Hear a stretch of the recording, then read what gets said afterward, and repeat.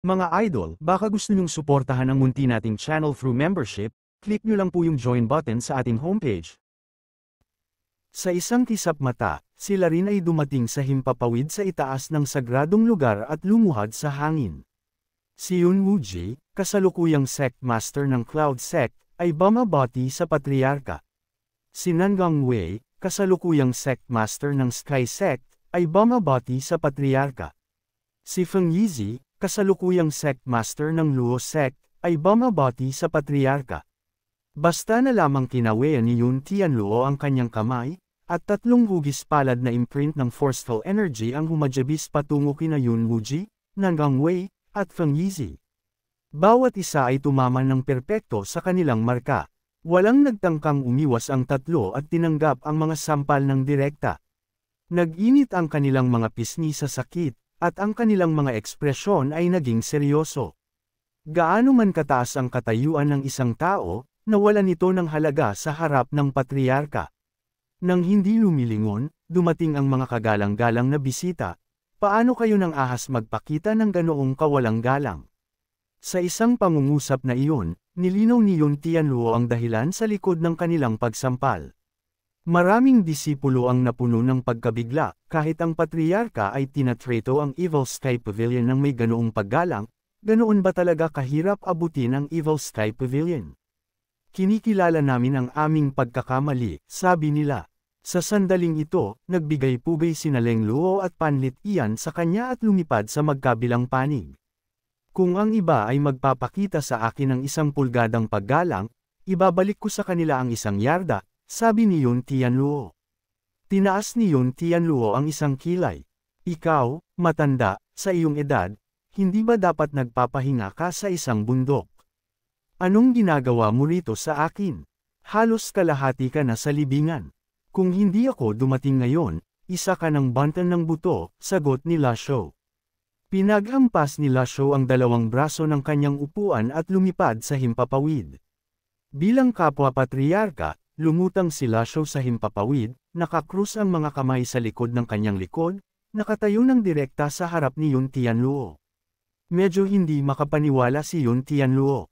Mukhang bum ata ka, natatakot ako na malapit na akong magtapos. Inilagay ni La Shou ang isang kamay sa likod ng kanyang likod at hinimas ang kanyang balbas gamit ang isa pa. Naparito ako para bisitahin ka. Hindi mo ba ako sasalubungin? Kinawean ni Yun Tianluo ang kanyang kamay. Mga lumang kaibigan na nagkita muli, syempre, malugod kang tinatanggap. Hayaan mong humingi ako ng paumanhin sa ngalan ng mga walang alam na junior na ito. Habang nagsasalita, nagbigay-pugay si Yun Tianluo kay La Shou. Ang tagpong ito ay lubos na nagpabigla sa mga disipulo ng 3 sekta. Kailan pa nila nakitang yumukod ang patriarka ng ganito sa sinuman? Ngunit dahil ginawa ng patriarka, paano pa sila manggahas magkaroon ng anumang pagtutol?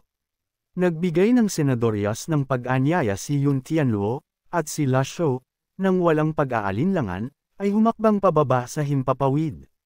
Guro, gusto ko ring bumaba. Matagal nang gustong bumaba ni CIU Honor.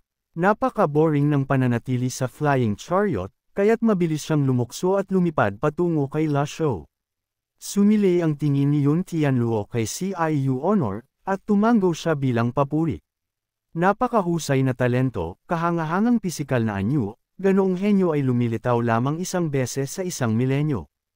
Umiling si La Shou at sinabing, nagsanay ka rin ng napakaraming disipulo. Malakas na tumawa si Yun Tianluo.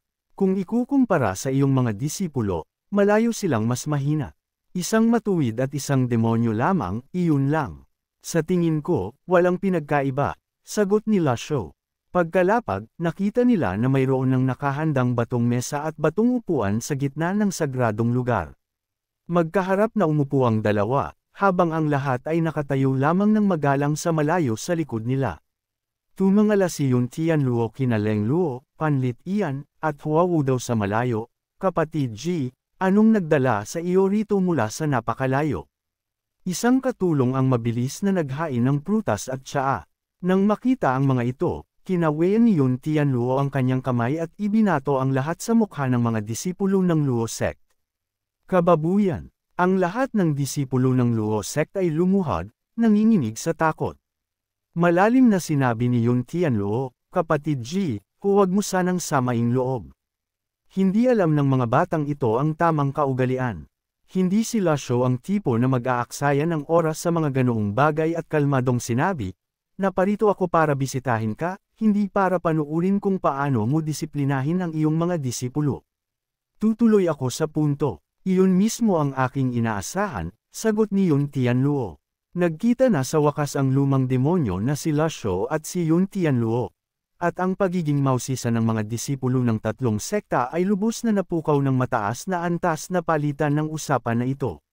Sa sandaling iyon, biglang kinawe ni Leng Luo ang kanyang kamay, at isang harang ng forceful energy ang agad na nagsara sa langit at lupa. Sabay-sabay na nawalan ng kontrol ang mga disipulo ng tatlong sekta. Ito ay isang minsan sa mayong usapan sa pinakamataas na antas. Maaari lamang silang tumitig ng may pananabik mula sa labas. Sa loob ng harang, ang iyong katapusan, sa loob ba ng 30 taon? Napabuntong hininga si Yun Tianluo. More or less. Kapatid Ji, tila mas maikli pa ang oras mo kaysa sa akin. Hindi ito itinanggi ni Lasho at tumango. Sa paghusga sa labas ng mundo at sa aking tunay na kondisyon, hindi nakakagulat kung bukas na ang katapusan. Nagtanong si Yun Tianluo, "Naparito ka ba upang maghanap ng paraan upang mabuhay?" Ngunit pagkatanong niya, "Kapatid Ji, nagbibiro ka siguro. Kung ikaw mismo ay walang paraan, paano ako magkakaroon?" Hinimas ni Lasho ang kanyang balbas at sinabing, "Sinusubukan mo bang umabot sa 9 lives?" Napabuntong hininga si Yun Tianluo. "Matagal ko nang sinukuan. Bago matapos ang aking oras, nawalan na ako ng halos 70 taon ng blood essence. Pagkatapos nito, bumaba ng gusto ang aking paglinang. Wala nang pagkakataon para subukan kung muli ang 9 lives." Nagkatinginan sina Leng Luo at Panlit Yan nang marinig ito. Lalong tumalas ang mga mata ni Lasho, at tinanong niya, "Naisip mo na ba na ang pag-abot sa 9 lives ay maaaring likas na nangangailangan ng pagsasakripisyo ng haba ng buhay?" Kumunot ang noo ni Yun Tianluo, lumiwanag ang kanyang mga mata, at maging ang kanyang katawan ay biglang natigilan ng sandali. "Kapatid Ji, huwag mong sabihin na sinubukan mo na." Laging nag-iisa si Yun Tianluo sa kanyang paggalugad, walang mapagtanungan. At sa buong Great Flame, kung mayroon mang pinakakwalipikadong sumubok sa 9 lives, sino pa kung hindi si Ji Tiandao? Bigla siyang sabik na malaman kung anong mga insight at karanasan ang maaaring taglay ng lumang demonyong ito na si Ji. Hinimas ni Lasho ang kanyang balbas at sinabing may pagmamaliit sa sarili, "Sinubukan ko na. Mabilis na nauubos ang haba ng buhay. Marahil bukas ay ililibing ako sa lupa, magiging banten ng dilaw na lupa, hindi na nakakagulat." Lihim na namangha sina Leng Luo at Panlit Yan. At ang mismong pag-uusap na ito sa harap nila, ay parang isang lamat sa pintuan na iyon, isang tunay na lamat, ganap na naiiba sa anumang dati. Sa labas nito ay isang itim na hindi pa rin alam. Bahagyang huminto si Yun Tianluo, pagkatapos ay napabuntong hininga, "Kapatid Ji, huwag kang magdalamhati. Sa susunod din ako sa iyo." Hinimas ni Lasho ang kanyang balbas at tumango, kalmadong tiningnan siya, pagkatapos ay nagtanong, "Handa ka na ba?" Naguluhan si Yun Tianluo, "Handa para saan?" Ang mga salita ni Lasho ay kalmado at direkta. "Natural, para sa kamatayan." Tinaas ni Yun Tianluo ang kanyang matanda at malalim na mga mata, tinitigan si Lasho sa kanyang harapan, at habang tinititigan niya, lalo niyang naramdaman na may kakaiba. "Kapatid Ji, hindi ka pa handa." Pareho silang mga lalaki na halos nasa libingan na, angkop ba ang ganitong panunukso sa isa't isa?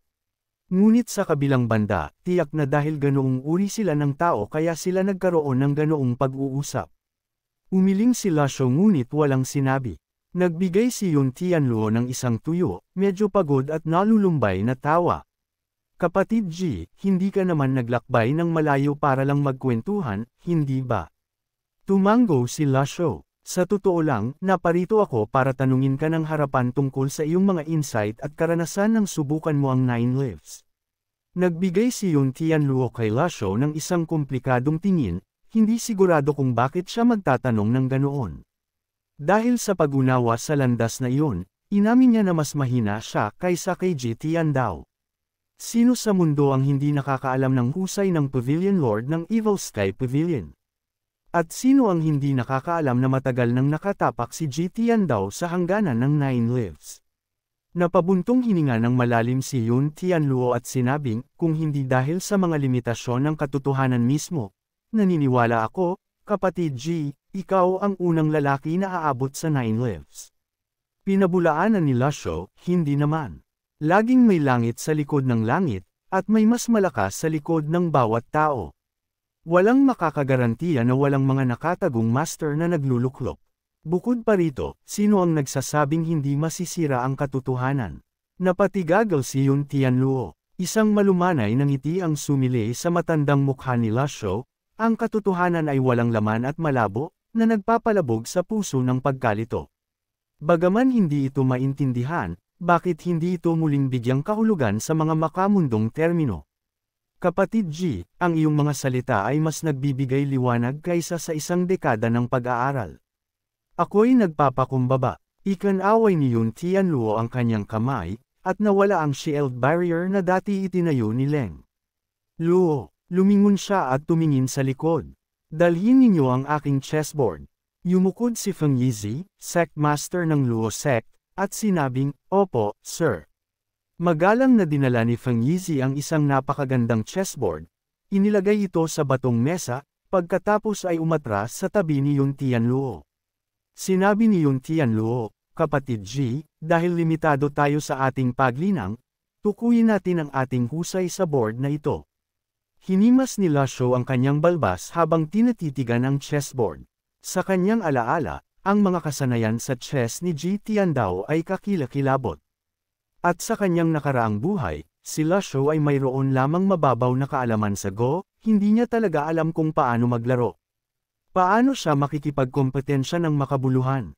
Maikling sinuri niya ang board. Medyo naiiba ito sa isang ordinaryong board. Bukod sa karaniwang 19 na paalang at 19 na patayong linya, mayroon itong malabong at pinong formation patterns na masalimuot na inukit sa ibabaw nito. Sinabi ni Lasho, mukhang bumaban ng husto ang iyong paglinang. Tumango si Yun Tianluo. Habang papalapit ang katapusan, hindi maiiwasan ang pagbaba ng paglinang. Akala ko pareho tayo, kapatid Ji, ngunit mas nagulat mo ako kaysa sa inaasahan ko. Kinuha ni Yun Tianluo ang isang itim na piraso. Tiningnan ni Lasho ang piraso at mausisang nagtanong, hindi ba tayo magpapasya kung sino ang kukuha ng itim at puti? Ngumiti si Yun Tianluo at sinabing, kapatid Ji, mas matanda ka sa akin, tiyak na hindi mo mamasamain. Habang nagsasalita, lumapag ang bato sa itaas kaliwang sulok ng board. Sa intersection ng mga linya, nagliyab ang ginintoang forceful energy, na umaagos sa mga ukit. Ang mga formation pattern sa buong chessboard ay na-activate sa pamamagang ng paglalagay ng mga bato. Naintindihan ni Lasho, sa loob ng board ay may sarili nitong mundo, at ang enerhiya ay patuloy na umaagos sa mga inukit na porma sayon. Sa sandaling iyon, pumasok si Lasho sa laro gamit ang isang puting bato, inilagay ito sa ibabang kanang sulok. Flick. Habang magkaharap ang dalawang panig, nagliwanag ang sagradong lugar. Hindi maiwasang mamangha si Yun Tianluo, pagkatapos ay naglagay ng isa pang bato, sumabog ang forceful energy. Sa galaw na iyon, hindi mabilang na hugis espada na forceful energy ang umikot sa itaas ng sagradong lugar.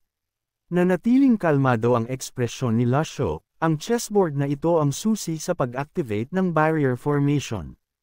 Hindi kailangan ng malaking kasanayan sa laro, kundi kaalaman lamang kung paano sirain ang mga porma sayon. Umikot ang forceful energy sa mga linya ng porma sayon. Saan man nagliwanag ang mga linya, tumugma ng eksakto sa kung saan lumitaw ang hugis espada na forceful energy sa itaas ng sagradong lugar, ang chessboard ay ang mundo mismo. Naglagay muli si Lasho ng isang bato. Nang lumapag ito, ilang hugis espada na forceful energy sa kalangitan ang nagkalat na parang sinampal. Ang mga disipulo ng tatlong sekta ay umatras, nagulat na pinagmamasdan ang mga pagbabago sa paligid nila. Naglagay ng isa pang bato si Yun Tianluo. Ang mga linya ng porma sayon ay sumabog sa ningning, at ilang agos ng hugis espada na forceful energy ang umikot ng maayos patungo kay Lasho. Umatras kayo. Ang lahat ay nakatitig sa pagkamangha sa kalangitan na puno ng aura ng espada.